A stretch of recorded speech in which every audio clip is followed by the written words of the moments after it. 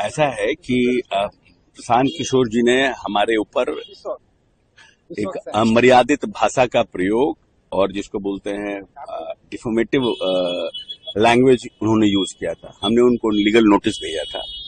Legal notice का उनका जवाब आया। लीगल नोटिस के जवाब में कहीं भी वो ऐसा प्रतीत नहीं हो रहा था कि वो कहीं अपना गिल्टी मान रहे हैं, बल्कि उन्होंने जो जवाब दिया वो भी संतोषजनक नहीं था। तो मेरे लिए जो हमको संविधान प्रदत्त अधिकार है, इसके अलावा मेरे पास कोई उपाय नहीं था।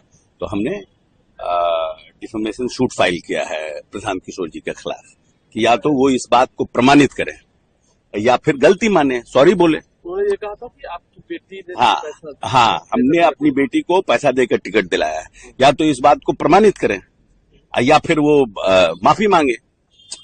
भाई ऐसा है कि गोल गोल घुमाने से तो होगा नहीं, आपको लूज टॉक करने से तो होगा नहीं। जो व्यक्ति किसी 2 जनरेशन से पॉलिटिक्स में हैं और आपकी राजनीतिक, आप तो हैं एक राजनीतिक पार्टियों के व्यापारी, पैसा लेते हैं ना, राजनीतिक पार्टियों के काम करने के लिए आप पैसा लेते हैं। हम लोग तो शुद्ध राजनीति करते हैं और 2 जनरेशन से कर रहे हैं। और 25 साल की, हमारे 25.5 साल की बेटी है जो मेंबर ऑफ पार्लियामेंट हुई है। तो इनको पच नहीं रहा है कि इतने कम उम्र में कोई दलित की बेटी जो है पढ़ लिख करके मेंबर ऑफ पार्लियामेंट हो गई। तो इनको लग रहा है कि हाँ हम कुछ भी आप बोल सकते हैं। तो आप राजनीति में कुछ भी बोल के जा नहीं सकते हैं ना। या तो आप प्रमाणित करिए कि हमने चिराग पासवान जी को, लोजपा को पैसा दिया है और टिकट लिया है, और नहीं तो माफी मांगिए।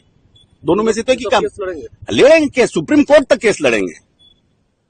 हम कुछ ऐसे व्यक्ति नहीं है। हमारे माँ बाप ने हमको अगर पढ़ाया लिखाया है तो इसलिए नहीं पढ़ाया लिखाया है कि सिर्फ आप एमएलए एमपी बन जाइए। हम उस समाज को रिप्रेजेंट करते हैं जिस समाज को लंबे समय तक आवाज नहीं था। तो मैं तो लड़ूंगा, बिल्कुल लड़ूंगा, जो हमारा अधिकार है उसके लिए।